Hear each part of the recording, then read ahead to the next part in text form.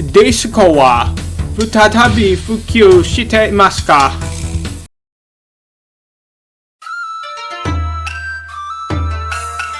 いいえ、ディスコは死んでいる。マウンクジラはこの神聖な土地を乗る悪魔です。Put your pants down and stop playing with your asshole.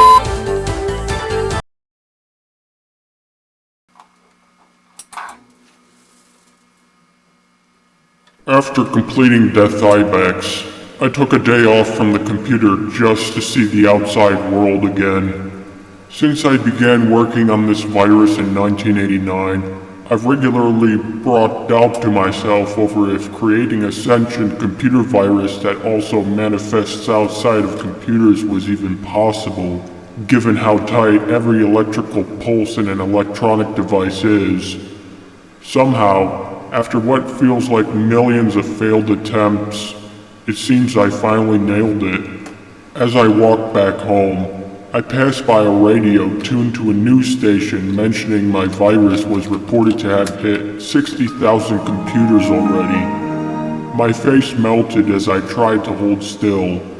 As you might know if you've been following me, the radio was throwing in a lot of speculative sensationalism in an attempt to get everyone all hysterical for the week, but what I took from it was that my virus was working as expected.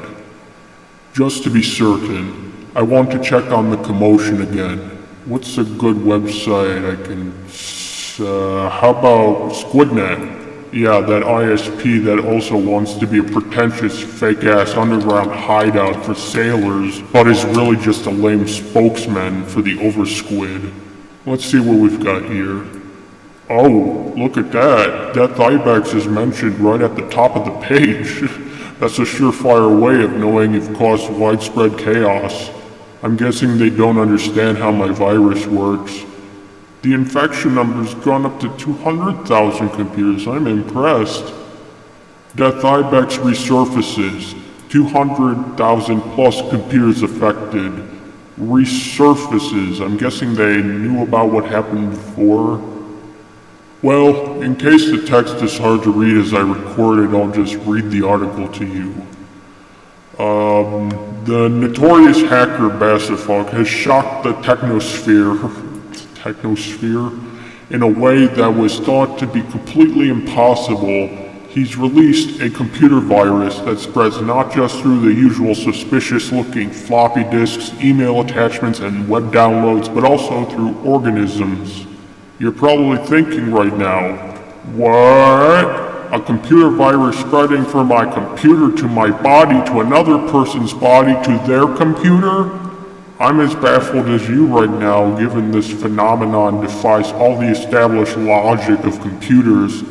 Had it not been for what Bassifog personally testified on the Glass and Smoke forums, we wouldn't have any idea what was going on until maybe 2 weeks later. To quote his post, yes, he's copy-pasting my forum post on Glass and Smoke here. This is me speaking. After 13 years of masochistic programming and one colossal failure, I have finally completed Death Ibex. In case you're new to this project, I'll reiterate what it does.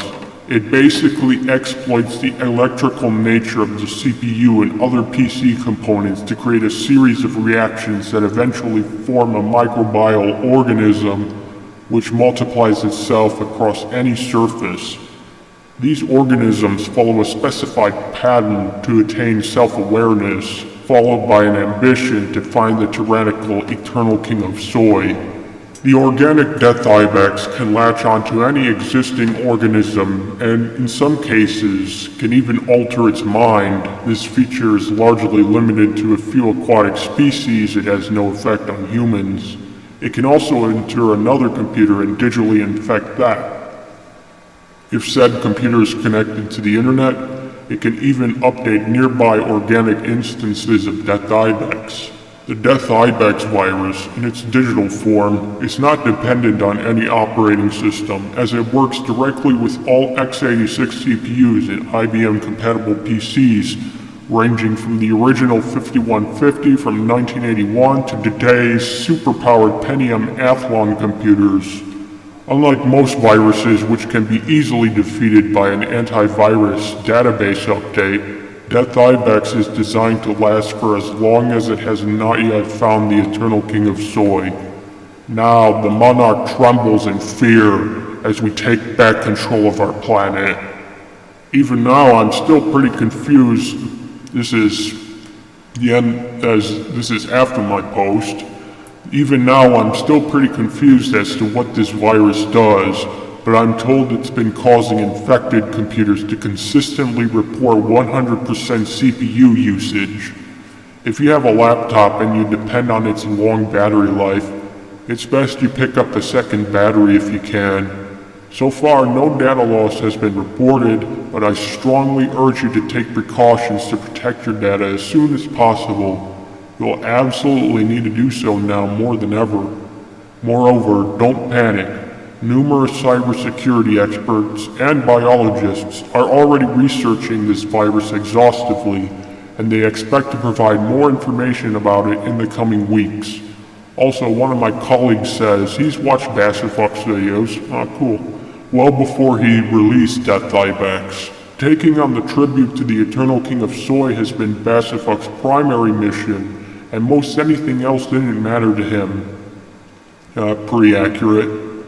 I think he should have just asked the Oversquid for help instead of going through so much programming trouble. Yeah, me asking the Oversquid for help. What's he gonna do? The big squid dance? Big squid dance. Anyway, now that I know for sure that the virus is in full force, my work here is done. That's right, guys. This is my last video. It feels like yesterday when I recorded my first tape. Sometime in the summer of 1988, I attempted to hijack a speedboat being driven by a small whaling crew, and I knew they were working for the tribute to the Eternal King of Soy because of a bulletin one of them posted on the bulletin board system.